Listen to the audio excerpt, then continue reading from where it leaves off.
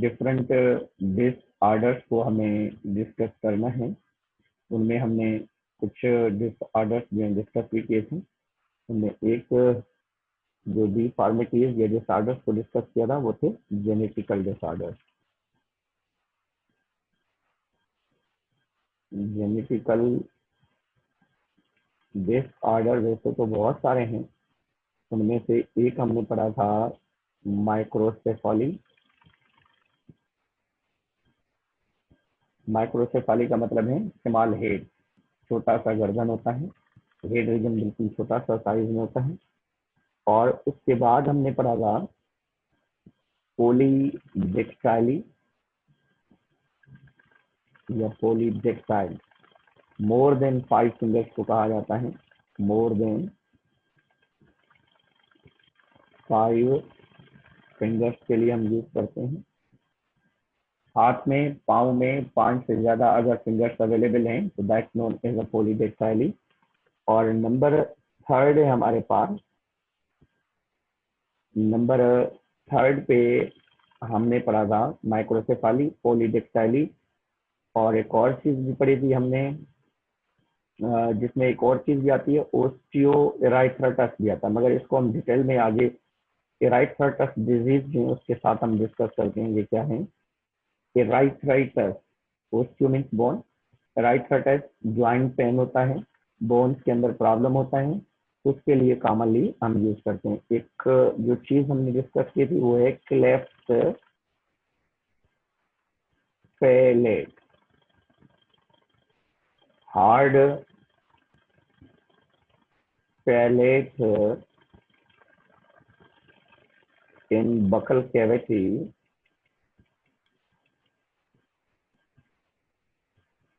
do not develop। Buccal cavity के अंदर अपर जो हार्ड पैलेट है वो डेवलप नहीं होती, तो इस वजह से हम कहते हैं कि हार्ड पैलेट जो है उसका डेवलप ना होना या ना होने वाली कंडीशन। फिर उसके बाद हम आते हैं बेटा न्यूट्रिशनल प्रॉब्लम की तरफ। न्यूट्रिशनल मीन्स ऐसे प्रॉब्लम्स जो खाने में किसी चीज की कमी की वजह से होते हैं, जैसे विटामिन डी की कमी और कैल्शियम की कमी की वजह से हमारे पास एक कॉमन प्रॉब्लम होता है, that's known as rickets. Rickets deficiency of vitamin D की वजह से होता है। अब विटामिन डी की डिफिशिएंसी की वजह से बोन्स के अंदर कैल्शियम की डिपॉजिशन प्रॉपरली नहीं हो सकती, तो कैल्शियम की डिपॉजिशन प्रॉपर ना होने की वजह से बोन्स सॉफ्ट हो जाते हैं और बेंड हो जाते हैं। इसमें क्या होता है, due to deficiency of vitamin D bones cannot store calcium, result bones become soft and bend। Bones क्या होते हैं, बेंड हो जाते हैं। जो लार्ज बोन्स हैं, स्पेशली लेग्स के जो बोन्स हैं, वजन उठाने के लिहाज से जैसे ही वो बंदा वजन उठा नहीं पाता, या तो उसके बोन्स अल्टीमेटली ब्रेक हो जाते हैं due to this bones may break when he or she carry excess weight, या just you can say the weight, वजन अपना भी नहीं उठा सकता। कभी कभार तो ये होता है कि उसका अपना वजन जो है वो भी बंदा नहीं उठा पाता, क्योंकि अपने वजन के लिहाज से भी उसकी हड्डियां मजबूत नहीं है, उनके बोन्स जो है वो मजबूत नहीं है। हड्डियां या बोन्स जो है मजबूत ना होने की वजह से उसकी बॉडी के अंदर क्या होता है, पहले बोन्स बेंड हो जाते हैं। अगर फिर भी कभी कभार ये वजन ज्यादा उठा लेता है तो इसकी हड्डियां अल्टीमेटली ब्रेकेबल होती हैं या ब्रेक हो जाती हैं। तो रिकेट्स एक ऐसी बीमारी है, एक ऐसा प्रॉब्लम है जिसमें विटामिन डी की डिफिशियंसी होती है और उसकी वजह से एक और प्रॉब्लम भी है जिसको आप इराइथ्राइटिस कहते हैं। इसमें ज्यादा खाने की वजह से ज्वाइंट्स जो हैं उनके अंदर मटेरियल स्टोर हो जाता है, मगर ये हमें अलग कॉमन डिसऑर्डर्स के साथ डिस्कस करना है, तो इस वजह से हम बार बार इसको छोड़ रहे हैं, क्योंकि लास्ट में जो हमारे पास 3-4 डिजीज हैं जो डिटेल में हमें डिस्कस करनी है, उनमें इराइथ्राइटिस भी है। इराइथ्राइटिस में क्या होता है कि ज्वाइंट स्वाइलन हो जाते हैं, इमूवेबल हो जाते हैं, कार्टिलेजियस डिस्क हार्ड हो जाती है इसमें। तो इराइथ्राइटिस विटामिन डी की डिफिशियंसी की वजह से नॉर्मली हम अगर दोबारा इसको देख लें तो हमने जेनेटिकल डिसऑर्डर्स बेटा डिस्कस किए थे। One is the microcephaly, other is the polydactyly, osteoarthritis, cleft palate. ये 4 इंपॉर्टेंट हैं, ये जेनेटिकल डिसऑर्डर्स हैं जो हमने पहले भी डिस्कस किए हैं, पहले लेक्चर के अंदर भी डिस्कस किए थे। न्यूट्रिशनल प्रॉब्लम के लिहाज से अगर हम देखें तो रिकेट है, रिकेट विटामिन डी की डिफिशियंसी की वजह से होता है और इसमें बोन्स सॉफ्ट हो जाते हैं या बोन्स जो है वजन को उठा नहीं सकते। क्यों? क्योंकि उनके अंदर कैल्शियम की प्रॉपर डिपोजिशन नहीं होती। तो कैल्शियम की प्रॉपर डिपोजिशन ना होने की वजह से बोन सॉफ्ट हो जाते हैं और बेंड हो जाते हैं। और कभी कभार ये होता है कि बंदे की अपनी बॉडी का वजन जो है वो भी नहीं उठा पाते। तो वजन ना उठाने की वजह से नॉर्मली हम क्या कहते हैं कि ये कंप्लीटली बेंड हो जाते हैं और इनकी बॉडी के अंदर जो है प्रॉब्लम होता है, तो अल्टीमेटली ये टूट भी जाते हैं। इराइथ्राइटिस जो है ज्वाइंट स्वाइलन हो जाते हैं, इमूवेबल होते हैं, कार्टिलेजस हो जाते हैं, कार्टिलेजस डिस्क हार्ड हो जाती हैं, जिसकी वजह से क्रैशिंग होती है, फ्रैक्शन होती है, रगड़ आती है और उसकी वजह से बंदा चल फिर भी नहीं सकता। और ऐसे प्रॉब्लम को हम कॉमनली नाम देते हैं कि ये इराइथ्राइटिस है। इराइथ्राइटिस जेनेटिकल भी है, इराइथ्राइटिस न्यूट्रिशनल भी है और इराइथ्राइटिस जो है इन्फेक्टिव भी है। तो इराइथ्राइटिस ये तीनों कंडीशन में हमारे पास पाई जाती हैं जो जर्नली है। एक और प्रॉब्लम है जिसको हम नाम देते हैं हार्मोनल प्रॉब्लम है। ज्वाइंट के या बॉडी के हार्मोनल प्रॉब्लम्स हैं, उसको हम नाम देते हैं ओस्टियोपोरोसिस।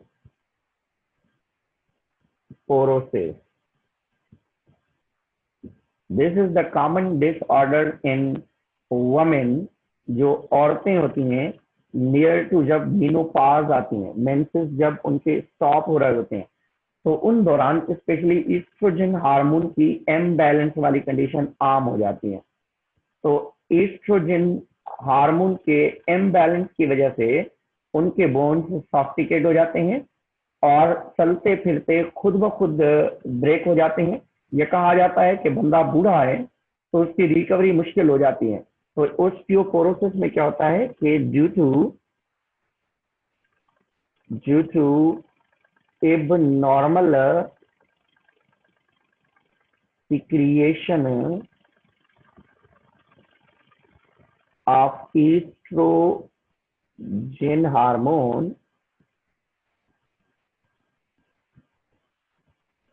bones become soft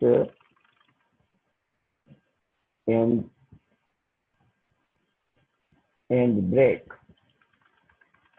तो नॉर्मली हम आप जो है चल फिर रहे होते हैं तो कोई ऐसी कंडीशन नहीं होती। तो आपने देखा होगा कि ओल्ड एज में ज्यादातर चांस होता है कि बोन्स जो है टूट जाते हैं।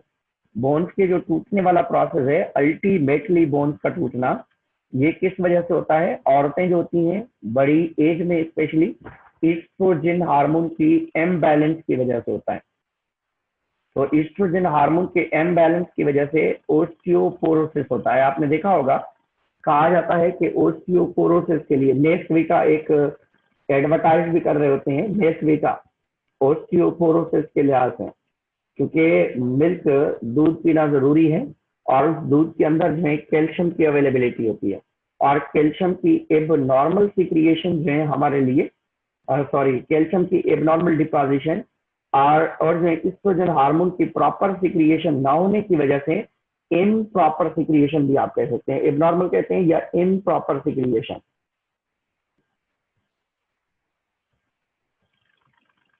इम्प्रॉपर सिक्रिएशन की वजह से स्पेशली फीमेल बॉडी के अंदर ओस्टियोपोरोसिस होने के चांस बढ़ जाते हैं। तो ओस्टियोपोरोसिस क्या है? फीमेल मदर बॉडी के अंदर ओल्ड एज में या एल्डर एज में फीमेल बॉडी के अंदर बोन्स के अंदर जो है सॉफ्टिकेटेड कंडीशन हो जाती है, और ये स्पेशली किस वजह से होती है? That is due to the abnormal या improper secretion of oestrogen hormone की वजह से होती है। अब इसके बाद हम कुछ कॉमन प्रॉब्लम्स हैं हमारे पास, जो कॉमन प्रॉब्लम्स हमें डिस्कस करने हैं। उन कॉमन प्रॉब्लम्स में एक है डिस्क स्लिप, और दूसरा है स्पॉन्डाइलोसिस, और तीसरा है बेटा इराइथराइटिस, और नंबर 4 पे हमारे पास शायटिका, उसको हम कहते हैं। स्लिप्ड डिस्क या डिस्क स्लिप क्या होता है? मीन्स अचानक उठने की वजह से, जंप मारने की वजह से, ट्रामा झटका लगाने की वजह से, या उसके बाद जो है कोई भी हैवी एक्सरसाइज, जैसे हम कैसे कर रहे होते हैं जोर जोर से, तो हैवी एक्सरसाइज करने के दौरान हम एक्सरसाइज तो कर रहे होते हैं, मगर हम सोच रहे होते हैं कि शायद एक ही दिन में हमारा वजन खत्म हो जाए या एक ही दिन में हमारा वजन जो है लॉस हो जाए, मगर ऐसे नहीं होता। आराम से, क्योंकि आपकी अपनी बॉडी है, उसके अंदर अगर आप झटके मारेंगे, उसके अंदर अगर आप जोर जोर से जो है बॉडी को जो है शॉक देंगे, तो हो सकता है कि बोन्स के जो ज्वाइंट्स हैं वो अपनी ओरिजिनल पोजीशन से हिल जाएं। अगर बोन्स अपनी पोजीशन से हिल जाएं तो उस कंडीशन को हम नाम देते हैं कि ये डिस्क स्लिप है। डिस्क स्लिप क्या कहते हैं कि मीन्स फॉर एग्जाम्पल हम इस तरीके से कर रहे होते हैं ऐसे, तो बोन्स को हम क्या करते हैं, जोर जोर से ऐसे झटके मार रहे होते हैं इस तरफ इस तरफ। तो अगर बोन जो है अपनी ओरिजिनल पोजीशन से हिल जाए, हट जाए, और ऐसी कंडीशन में जब पेन होना स्टार्ट हो जाए, तो ऐसी कंडीशन को हम नाम देते हैं डिस्क स्लिप। तो डिस्क स्लिप के लिहाज से हमारे किताब में सिर्फ वर्टिब्रल कॉलम की डिस्क स्लिप का एग्जाम्पल दिया गया है, हालांकि कहीं पे भी कोई ज्वाइंट अपनी ओरिजिनल पोजीशन से हट सकता है या निकल सकता है, ऐसी कंडीशन को भी हम नाम देते हैं कि डिस्क स्लिप। डिस्क स्लिप में क्या होता है कि in between vertebrae cartilaginous disc is present, cartilaginous disc present होती है। तो इसमें क्या होता है, डिस्क मूव अवे या क्रश हो जाती है, फ्रैक्शन हो जाती है, या उसके बाद में ज्वाइंट स्लिप हो जाते हैं। ज्वाइंट क्या होते हैं, स्लिप्ड हो जाते हैं। तो ज्वाइंट अपनी ओरिजिनल पोजीशन से हट जाना, हिट जाना, मूव कर जाना, तो ऐसी कंडीशन को हम नाम देते हैं कि ये ज्वाइंट स्लिप ज्वाइंट जिसको हम कहते हैं, या डिस्क स्लिप जिसको हम कहते हैं। तो ये डिस्क स्लिप वर्टिब्रल कॉलम में अगर है तो ये खतरनाक है। दूसरी जगहों पे हम फिर भी, अगर डिस्क स्लिप आपके वर्टिब्रल कॉलम में है तो ये खतरनाक है। किस वजह से? क्योंकि इनसोमिया, नींद नहीं आएगी, सुकून नहीं आएगा, इतना पेन होगा, इतना दर्द होगा, सेकेंडरी टू पेन होगा, मीन्स पहले नींद नहीं आएगी, सुकून नहीं आएगा, और दूसरी चीज जो होगी उसको दर्द होगा, वेट लॉस होने के चांसेस होंगे, result of loss of appetite caused by the chronic pain. दर्द ज्यादा होने की वजह से उसको भूख नहीं लगेगी, उसको खाना अच्छा नहीं लगेगा, और प्रॉब्लम के लिहाज से उसको टेंशन रहेगी, फीवर भी हो सकता है। एबेसिस मीन्स कहीं पे कोई हल्का सा जख्म या रगड़ हो सकती है इन्फेक्शन की वजह से, और फ्रैक्चर जो है sharp burning, dull itch and piercing होगी।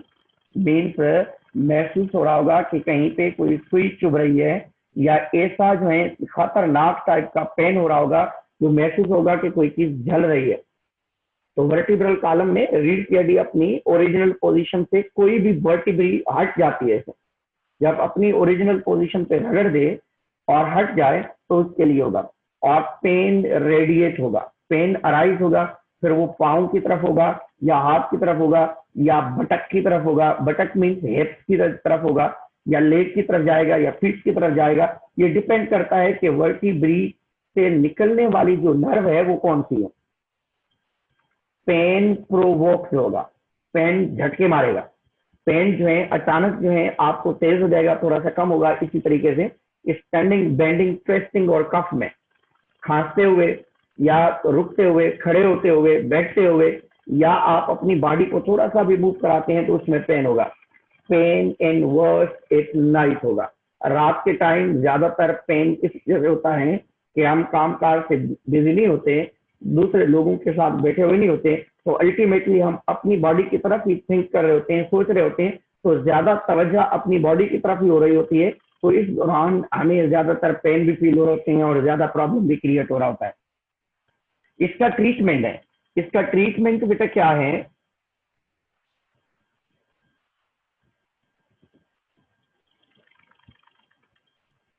डिस्क जो है कार्टिलेजस होते हैं, कुशन का काम करते हैं। जैसे आप देखें कि घर में आप गद्दा रखते हैं, गद्दे के ऊपर सोते हैं, या उसके बाद आपने देखा होगा कि जो जंपर्स होते हैं, जंप लगाने वाले लोग जो होते हैं, वो भी अपने नीचे जो है ये गद्दा लगाते हैं एज ए शॉक एब्जॉर्बर, कि भाई वो बंदा गिरे उसके ऊपर तो उसको चोट नहीं लगे।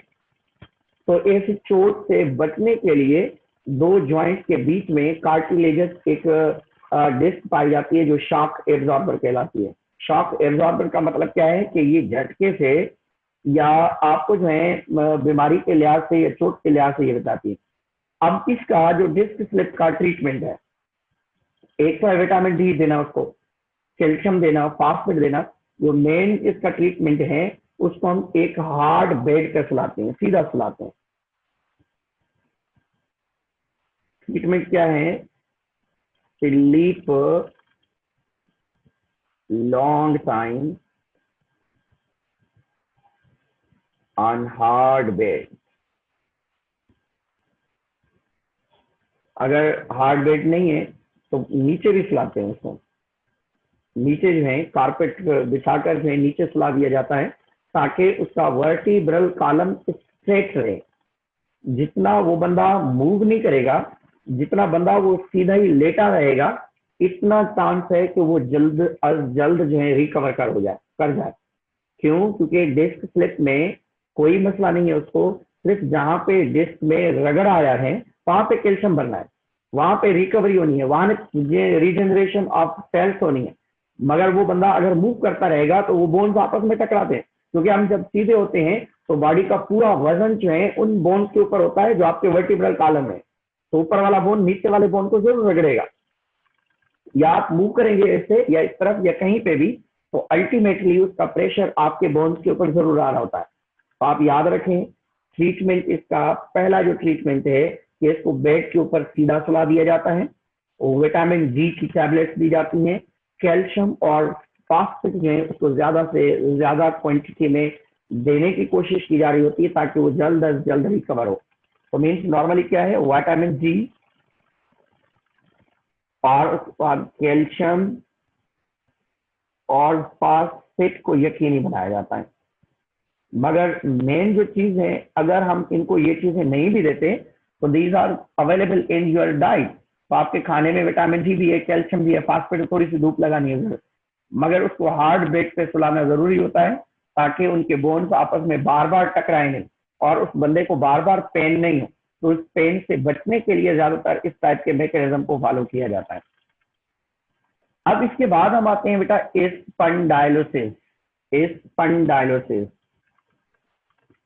स्पंडाइलोसिस इसको आप नेक पेन भी कहते हैं, सर्विकल स्पंडाइलोसिस। मगर हमारे बुक ने बेटा इस चीज को सिर्फ स्पाइन, क्योंकि स्पंडाइलोसिस हर जगह पे हो सकता है, आपके वर्टिब्रल कॉलम गर्दन में भी हो सकता है,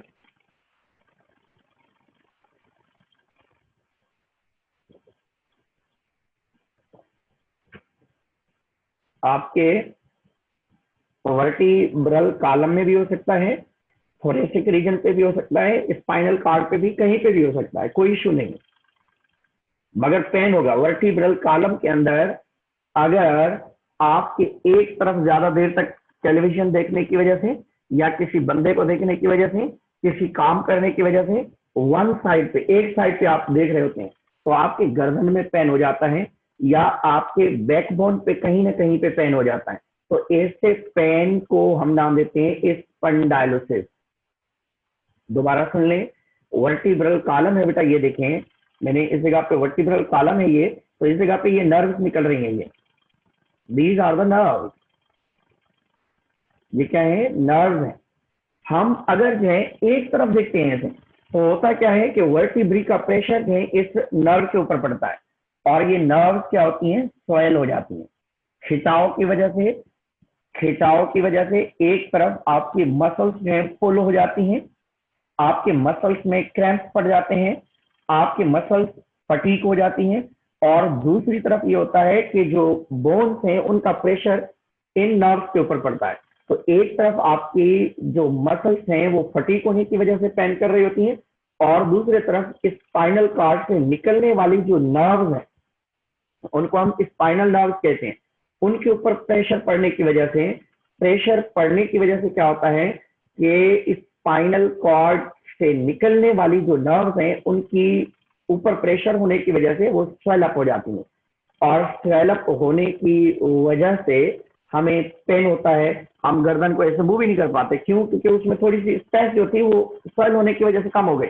हम अब इस तरीके से करते हैं तो उसका जो प्रेशर है, जो इसका वर्टिब्री का प्रेशर है वो उसके ऊपर पड़ता है।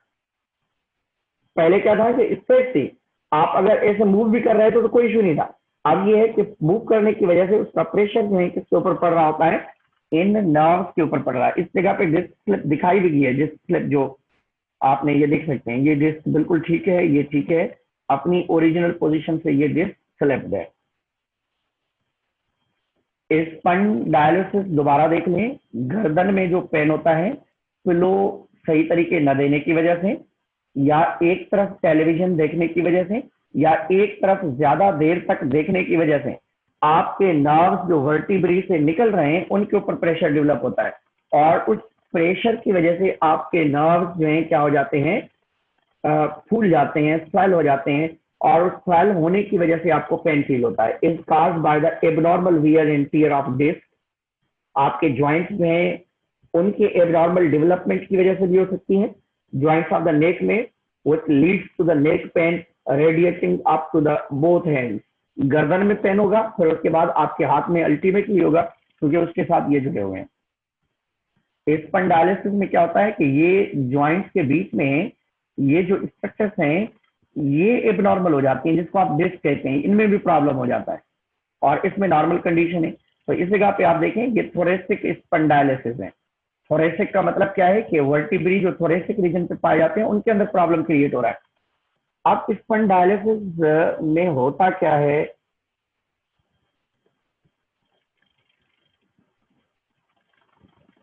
नॉर्मली सर्विकल, हमें जो पढ़ना है वो सर्विकल पढ़ना है, हमारे पास सर्विकल को शो किया गया है। From vertebrae spinal nerve arise due to pressure of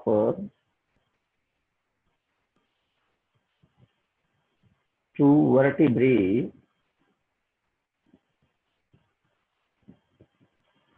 on spinal nerve, it become swollen। क्या हो जाती हैं? swollen हो जाती है। तो swollen होने की वजह से क्या होता है? ये भी एक कंडीशन है, due to swelling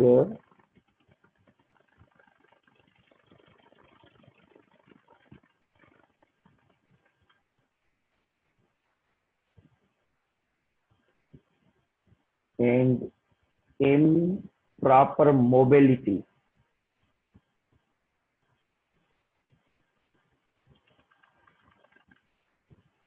result pain in neck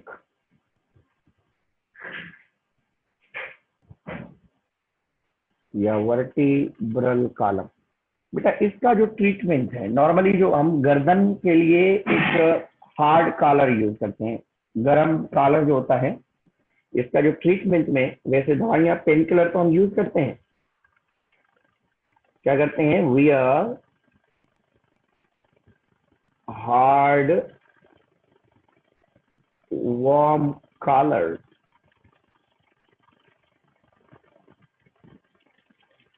around the neck. जो गर्दन है उसके बाहर वार्म कॉलर लगाया जाता है, गरम कॉलर हम लगाते हैं।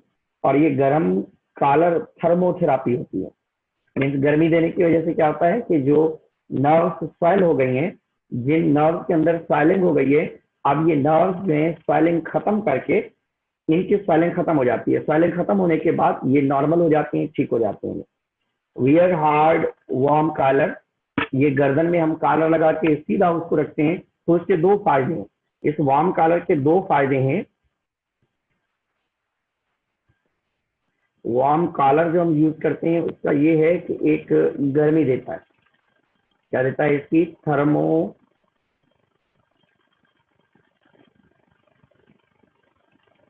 होती है, थर्मोथेरेपी। और उसके बाद क्या होता है, कीप नेक स्ट्रेच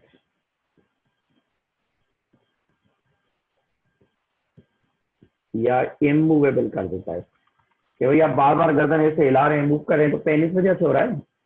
अगर जो है इसको स्ट्रेट रखा जाए, सीधा रखा जाए, तो अगर गर्दन सीधा होगा तो जाहिर सी बात है उसमें पेन नहीं होगा। गर्दन सीधा और बिल्कुल थोड़ा सा ऊपर रखा जाता है और नीचे से सपोर्ट होती है उसको। और गर्मी कहाँ से मिलती है, गर्मी बेटा आपकी बॉडी गर्म है, तो आपने एक इंसुलेटर लगा दिया है, तो आपकी बॉडी जो हीट जनरेट करेगी, उस हीट को जमा किया जाएगा, और उस हीट के जमा होने की वजह से गर्मी पैदा होगी। और उस गर्मी की वजह से, उस गर्माइश की वजह से क्या होगा कि आपका जो गर्दन है उसमें जो पेन हो रहा है, उसमें जो दर्द हो रहा है, वो दर्द भी खत्म होगा। और जो नर्व्स स्वेल हो गए या मसल्स जो पुल हो गए, वो ज्यादातर जो है क्या हो जाएंगे, नॉर्मल हो जाएंगे। तो आपने देखा होगा बेटा, हम जब इंजेक्शन लगवा के आते हैं या कहीं पे भी चोट लग जाती है, तो वहां पे स्वेलिंग को खत्म करने के लिए हम दो चीजें यूज करते हैं, या तो ठंडी चीज यूज करते हैं या गर्म चीज, मीन्स थर्मोथेरापी कहा जाता है उसको। या तो बर्फ यूज कर रहे होते हैं, या गर्म कोई चीज गर्म करके, पानी गर्म करके किसी शीशे की बोतल के अंदर डालकर उससे आप जो है सिंधी में जो हम कहते हैं कि टाकोर कर रहे होते हैं हम, या उससे हम नॉर्मली कहते हैं कि गर्मी से आप हल्का सा जो है उसको टेम्परेचर दे रहे होते हैं। तो ये गर्माइश देने या गर्मी देने की वजह से आप क्या करते हैं, इस चीज को प्रोटेक्ट करने की कोशिश कर रहे होते हैं। तो ट्रीटमेंट जो है वियर वार्म कॉलर यूज करते हैं और थर्मोथेरेपी देते हैं, और नेक को सीधा रखने की कोशिश की जाती है। और वियर और टीयर वाली कंडीशन दौरान जो है हमें नॉर्मली ये चीज हमें प्रोटेक्ट करती है। अब इसके बाद हम आते हैं बेटा एराइथ्राइटिस की तरफ। एराइथ्राइटिस थर्ड नंबर है हमारे पास।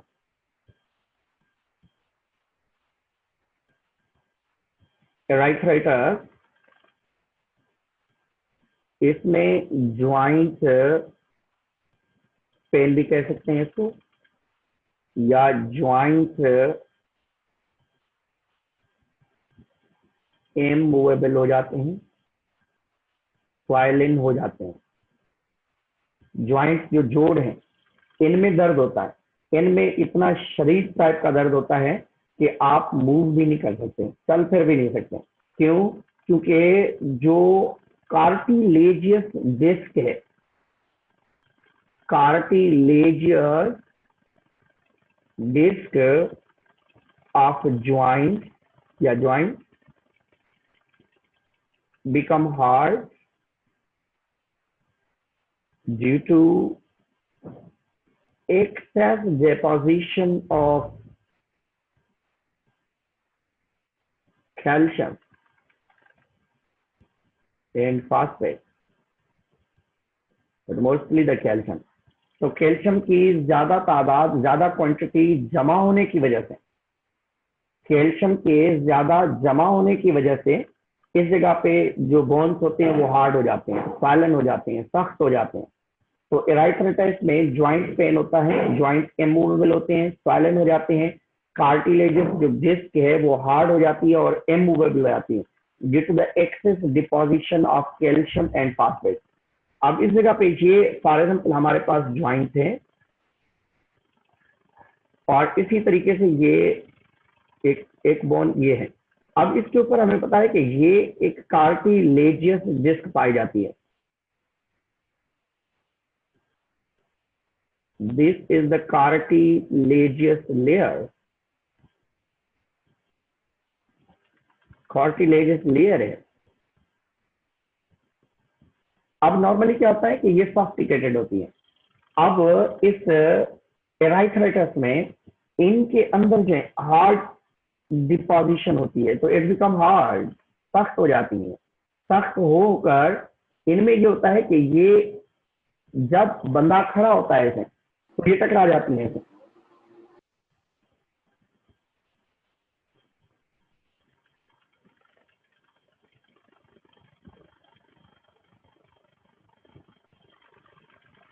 जब बंदा जो है खड़ा होता है तो ये टकरा जाती है।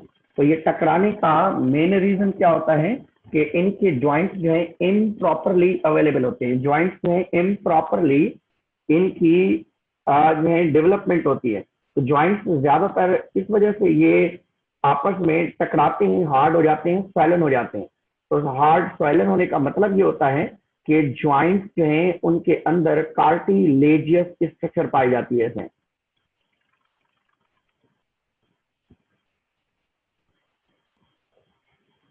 तो नॉर्मली हमारे पास कंडीशन क्या है, कार्टिलेजियस लेयर। अब ये कार्टिलेजियस में आपके ग्रेडल्स में भी कॉमनली हो सकता है, डिपेंड करता है कि कहाँ पे ये कार्टिलेजियस डिस्क होती है। कार्टिलेजियस डिस्क आपके ग्रेडल्स में, आपके हिप रीजन, पेल्विस रीजन और नीचे जो फीमर वाला रीजन है उनके बीच में भी, या कहीं पे भी कोई ग्रेडल वाली पॉइंट्स हैं वहां पे भी ये प्रॉब्लम हो सकता है। अब इसका ट्रीटमेंट क्या है? इसका ट्रीटमेंट है बेटा ज्वाइंट रिप्लेसमेंट। ट्रीटमेंट इसका क्या है? इसका ट्रीटमेंट है ज्वाइंट रिप्लेसमेंट है। ज्वाइंट रिप्लेसमेंट, ज्वाइंट्स अवेलेबल है मार्केट में, रबर के और प्लास्टिक के ज्वाइंट्स अवेलेबल है। अब इन डिस्क को खाली करके या इन हार्ड डिस्क को रिमूव करके दोनों बोन्स के बीच में एक सॉफ्ट पैलेट दी जाती है जो शॉक एब्जॉर्बर का काम करती है, जो जैसे फोम जैसे होता है। हम कोई भी चीज होती है तो उनके बीच में कोई चीज देते हैं ताकि ये आपस में टकराए नहीं। तो इसमें भी क्या होता है, hard layer of joint replaced by rubber or plastic joint। तो हार्ड लेयर जो है उसको रिप्लेस करने किया जाता है। और ये पाकिस्तान में इतना ज्यादा जो है एक्सपर्टीज नहीं है, इंडिया में ज्यादा एक्सपर्टीज है इसकी। तो पास्ट में ज्यादातर लोग जो हैं इस बीमारी की वजह से या रिप्लेसमेंट की वजह से या ट्रीटमेंट के लिहाज से ये नॉर्मली इंडिया के लोग जाते थे। तो ये क्या है, that is a treatment. Treatment है, इससे आप ठीक हो सकते हैं इससे। मगर ये होता है कि बिल्कुल बंदा जो है कंप्लीटली ठीक नहीं होता इसमें। इसमें ये होता है कि चल फिर सकता है, पहले इमूवेबल था, अब थोड़ा सा मूव कर सकता है, थोड़ा सा चल सकता है, मगर कंप्लीटली ऐसे क्रिकेट नहीं खेल सकता, फुटबॉल नहीं खेल सकता, ऐसे जो है रन जैसे जोर जोर से हम कर रहे होते हैं इस तरीके से नहीं कर सकता। मगर फिर भी अपनी टफनेस जो है वो खत्म हो जाती है, वॉशरूम जा सकता है, काम काज जो अपना होता है वो हल्का फुल्का कर सकता है। इसमें एक और बीमारी है बेटा जिसको आप नाम देते हैं शायटिका।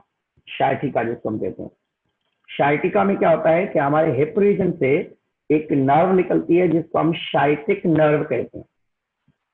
अब क्या होता है कि जंप लगाने की वजह से या इंजेक्शन की पिर्सिंग की वजह से या उसके बाद कोई और ट्रामा झटके आने की वजह से हमारे जो नर्व्स हैं अपनी ओरिजिनल पोजीशन से हट जाते हैं।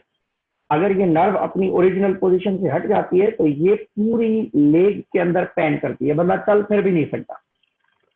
तो चलने के दौरान वो क्या करता है, नॉर्मली जैसे लंगड़ेपन वाली कंडीशन होती है, मीन चलने के दौरान उसको जो है प्रॉब्लम फील हो रही होती है और प्रॉपरली जो है वो चल फिर भी नहीं सकता। Pain from the sciatica radiated from the buttock, buttock means hip, this is the buttock, buttock hip region को कहा जाता है। And can travel as far as the feet and toe, mean टांग पूरी के अंदर एक पेन क्रिएट होगा और वे ये इस वजह से होगा कि शाइटिक नर्व सप्रेस हो जाती है या अपनी ओरिजिनल पोजीशन से हट जाती है। Move away